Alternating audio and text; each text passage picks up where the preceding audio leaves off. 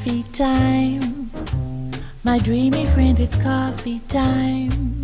Welcome back to Let's the listen second to season some of jazz Daily and Coffee, in rhyme. which I have every a morning cup of speak with coffee. fellow colleagues of ESCDaily or other colleagues that follow the Eurovision Song Contest in A little Stockholm. coffee house We do that in every love, morning when we take a cup of coffee. where all I have mine in my the hand here. Bohemians go. Tick, tick, tick. Steef van Gorkum, chief editor of ESCDaily. How do you drink your coffee this morning? You have water I have water now. and a microphone. Oh yeah. There you go. I need to hold it. Yeah. Yeah. I'm not used to the techniques yet. It's still early day. It's only the second day of Eurovision, and I drink coffee.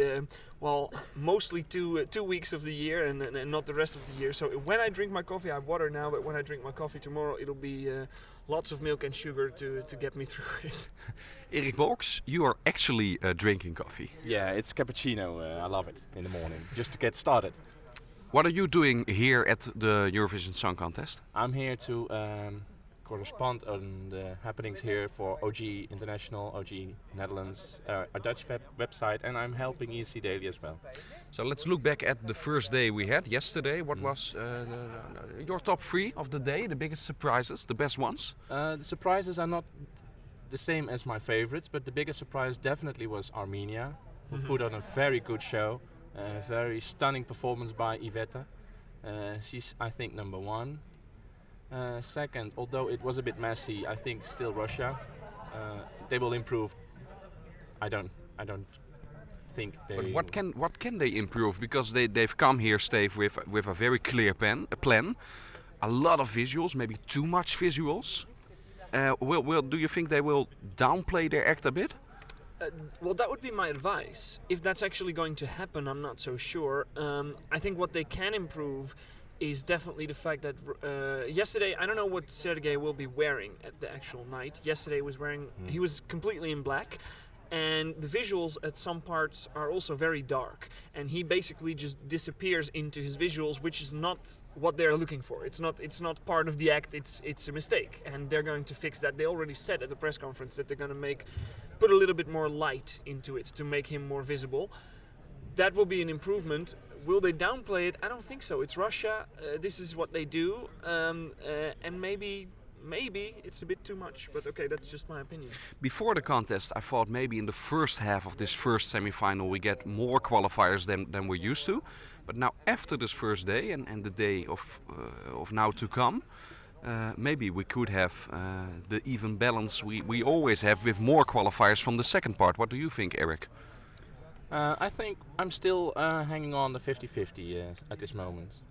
I think Hungary, Croatia, Netherlands, Armenia and Russia will go through, as I see it now. Just wait for today and then ask again.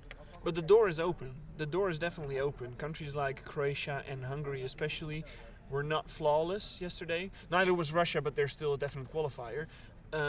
So the door is open for countries today to be really, really good and profit from their better starting position.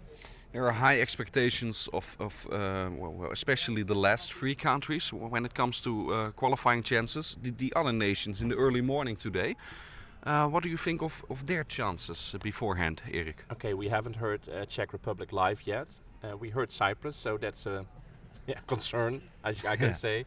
Azerbaijan the same. Azerbaijan the same. We've seen some live YouTube clips which are not, to put it nicely. No, not put it nicely. It's just awkward. Just see how she performs live. What do you think of today? What are you looking forward to most, Steef? Yeah, I mean, you mentioned the most interesting countries already. Azerbaijan and Cyprus are the question marks. And the Czech Republic is the starting point of today, and it's a very interesting one because it's quite a good song. I like it a lot. It's one of my personal favorites, and I think it could be done really well.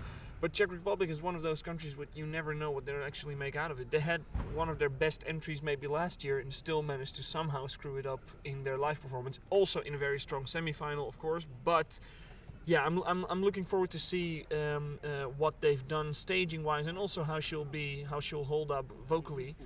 So that's one of the things I'm looking forward to most. And special thing, at the end of the day also we see the first rehearsal of the host nation, Sweden, which is in the grand final, but that's a new thing that they also get to rehearse in the first week. He's already here. I think that's why. Because they're trying to split up. The new thing is that the countries directly qualified for the final have to rehearse earlier because they want to show their performances during the semi-final. And I think they just put Sweden here for scheduling reasons. He's already here, so it's not a problem for him to rehearse already on Tuesday and just, to get that one out of the way. Okay, enjoy your day, enjoy your coffee, and You too. Just we'll, before you end up the show, I want to say just very quickly on behalf of all the readers and editors of ESCDaily, a very happy birthday to you. Happy birthday to you. Happy birthday, dear Dennis. Happy birthday to you. thank you for that.